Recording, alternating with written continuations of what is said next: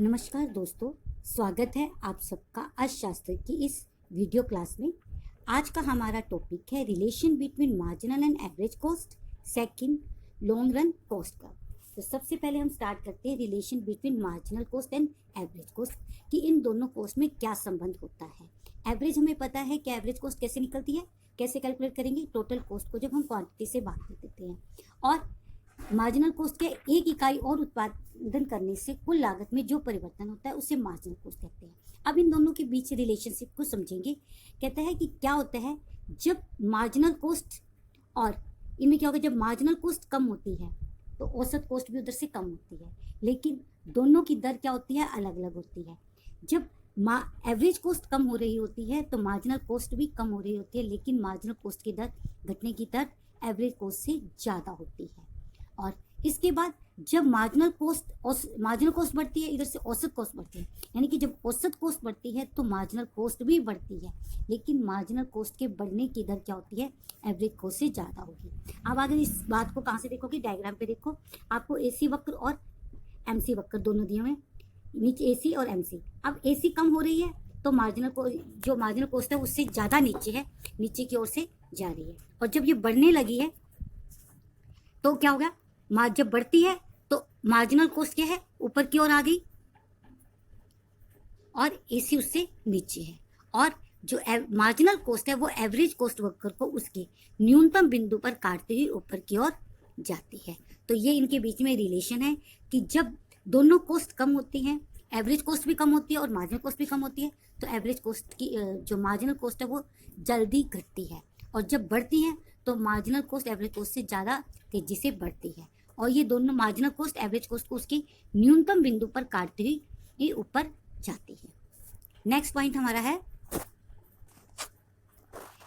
Long run cost का, दीर्घकालीन लागत वक्र। अब बात दीर्घकाल क्या है, दीर्घकाल समय की वह अवधि है जिसमें एक उत्पादक अपनी आवश्यकता अनुसार परिवर्तन कर सकता है। वो नया प्लांट लगा सकता है, नई मशीनरी ला सकता है, नए अपने पैमाने में भी चेंज कर सकता है। यानी कि उस समय लागतों के अंदर कोई अंतर नहीं रह जाता, कोई वेरिएबल कॉस्ट नहीं होती, कोई फिक्स कॉस्ट नहीं होती, सारी की सारी कॉस्ट क्या हो जाती है, वेरिएबल कॉस्ट हो जाती है। तो जब दीर्घकाल में क्या हो गया, यानी कि लागतों का भेद खत्म हो गया, तो दीर्घकाल में जो लागत होती है, जो टोटल कॉस्ट होती है, वो क्या होती है, पहले तो यह घटती दर से बढ़ती है, फिर स्थिर होकर फिर बढ़ती दर से बढ़ना शुरू हो जाती है। इसे आप डायग्राम में देख सकते हो।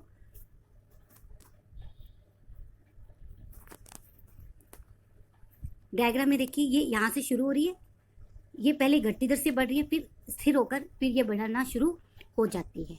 और ये कहाँ से शुरू हो रही है, शून्य से, यानी कि जीरो से शुरू हो रही है। इसका मतलब है क्योंकि दीर्घकाल में परिवर्तनशील लागतों और लागतों का भेद खत्म हो गया, यानी कि अगर उत्पादन नहीं है तो लागत भी क्या होगी, जीरो होगी। इसलिए ये शून्य से शुरू होती है और फिर घटती दर से बढ़ती है, फिर स्थिर रहकर बढ़ती दर से बढ़ना शुरू कर देती है। इस प्रकार दीर्घकालीन जो लागत वक्र है वो हमें मिल जाता है।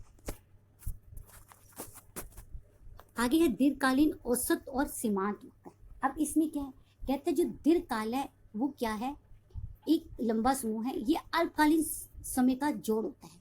अब अल्पकालीन समय, जो उत्पादक है जब अपना उत्पादन कार्य करता है तो उसे अपने मांग के अनुसार, अपनी आवश्यकता अनुसार कुछ छोटी छोटी परिवर्तन अपने प्लांट में करते रहने पड़ते हैं। ठीक है, उसके अनुसार उसे कुछ ना कुछ चेंजेस करनी पड़ती है। अब वो चेंजेस करता है तो उसे अपनी कॉस्ट में रिवाइज करना पड़ता है।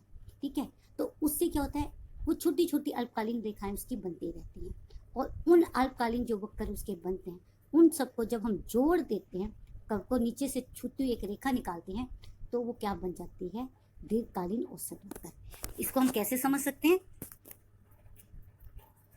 अब ये देखो, आपको डायग्राम में दिया हुआ है, ये है long run average cost, curve दी हुई है। अब ये देखो, ये हमारे पास इस प्रकार, ये हमारे पास क्या कर्व है, ये छोटी छोटी अल्पकालीन रेखाएं बनी हुई हैं। ठीक है, अब इसको हम क्या करते हैं, एक साथ इनको स्पर्श करते हुए, इनके नीचे बिंदु को स्पर्श करते हुए एक रेखा बनाएंगे, जो क्या बनेगी, लॉन्ग रन एवरेज कॉस्ट हमें हमारे पास प्राप्त हो जाती है। जो लॉन्ग रन एवरेज कॉस्ट है ये भी यू आकार की होती है। इसमें भी क्या होती है, लागत शुरू में कम होती है, फिर घटती है और नीचे आएगी और फिर ये ऊपर बढ़ना शुरू हो जाएगी। लेकिन इसके अंदर क्या होता है, ये थोड़ी सी होती है, तो ये भी यू आकार की है, लेकिन ये थोड़ी सी क्या होती है, चपटी होती है, क्योंकि ये अलग अलग छोटी छोटी अल्पकालीन रेखाओं को जोड़कर बनाई जाती है तो इसका आकार क्या होता है, चपटा होता है। इसी प्रकार सीमांत लागत वक्र भी ऐसा होता है। सीमांत लागत क्या होती है, एक इकाई और उत्पादित करने पर जो लागत कुल लागत में परिवर्तन आएगा वो सीमांत लागत है। सीमांत लागत का आकार भी दीर्घकाल के अंदर क्या होता है, बिल्कुल औसत लागत की तरह चपटा होता है। तो ये हमारा टॉपिक कंप्लीट हो गया। Thank you.